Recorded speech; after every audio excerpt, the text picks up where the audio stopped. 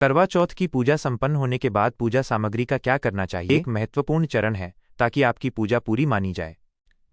करवा चौथ की पूजा सामग्री का क्या करें। विसर्जन विधि।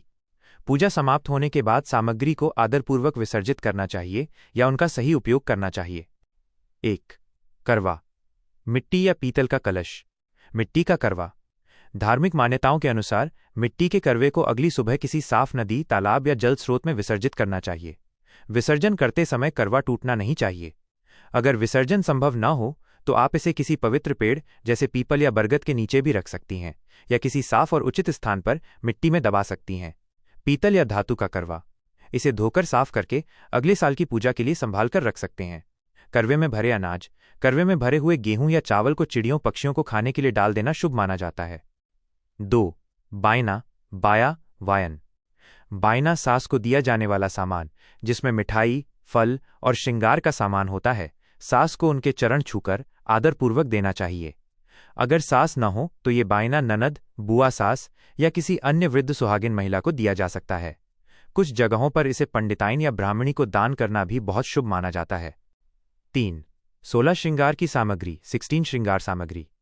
जो श्रृंगार का सामान आपने माता पार्वती और करवा माता को अर्पित किया था, जैसे सिंदूर, चूड़ी, बिंदी आदि, उसे आपको स्वयं उपयोग करना चाहिए। यह आपके सुहाग का प्रतीक है और इसे पहनना शुभ माना जाता है। यदि सामान अधिक है तो आप इसे किसी सुहागिन महिला या ब्राह्मणी को दान कर सकती हैं। 4. फूल, माला और सींक। सींक। पूजा में उपयोग किए गए फूल और माला को अगले दिन हटाकर किसी पवित्र नदी में प्रवाहित कर दें या किसी पेड़ के नीचे रख दें। इसे कूड़ेदान में नहीं डालना चाहिए। करवे पर लगाई जाने वाली सींकों, तिलियों को भी फूल माला के साथ ही विसर्जित करना चाहिए। 5. कथा की पुस्तक और चौकी, पटरा।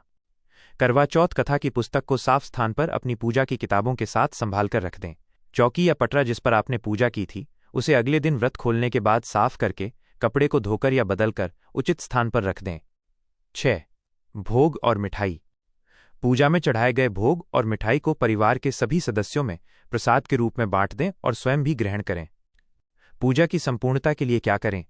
पूजा को विधिवत संपन्न मानने के लिए निम्नलिखित बातें करें। 1. क्षमा याचना। पूजा के बाद हाथ जोड़कर भगवान गणेश, माता पार्वती और करवा माता से जाने अनजाने में हुई किसी भी भूल या गलती के लिए क्षमा याचना करें। 2. आशीर्वाद। अपने पति और सास ससुर के चरण छूकर उनका आशीर्वाद लें। 3. सामग्री का विसर्जन। ऊपर बताई गई विधि के अनुसार अगली सुबह सभी सामग्री को उचित तरीके से विसर्जित करें या उपयोग में लाएं। इन सभी चरणों को करने से आपकी करवा चौथ की पूजा विधिवत रूप से संपन्न मानी जाती है और आपको व्रत का पूर्ण फल प्राप्त होता है।